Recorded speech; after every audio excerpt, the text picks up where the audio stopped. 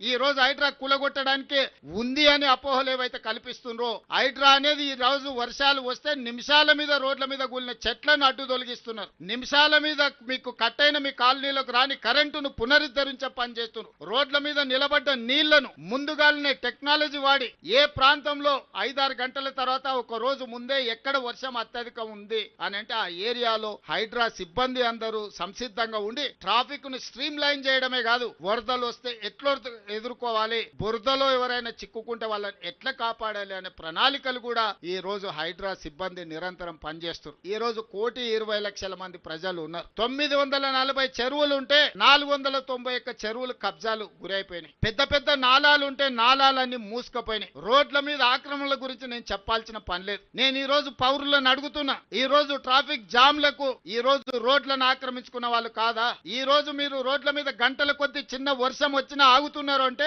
నాలాలను ఆక్రమించుకొని అక్రమ నిర్మాణాలు చేపట్టడం వల్ల మీరు ఇబ్బంది పడుతున్నారు కదా. ఇవాళ విలాసవంతమైన వాటర్ వ్యూ అని లేకపోతే లేక్ వ్యూ అని అపార్ట్మెంట్స్ కట్టుకున్న వాళ్ళు పోయి డైరెక్ట్ గా చెరువులో కడుతున్నారు. గండిపేట మహేష్ సాగర్ లాంటి చెరువులల్లా కట్టినోళ్ళు ఈ రోజు వాళ్ళ ఫామ్ హౌస్ ల డ్రైనేజీ తీసుకెళ్లి తాగునీళ్ళలో కలుపుతున్నారు. ఇదంతా అధికార దుర్వినియోగం కదా. దీన్ని నియంత్రించాల్సిన బాధ్యత లేదా? ఎవరు అడగకుండా ఉంటే ఇంకా భవిష్యత్తులో ఉన్నాయన్ని మూసుకపోతే ఇవాళ ఆ నీళ్లు ఎక్కడికి వెళ్ళాలి?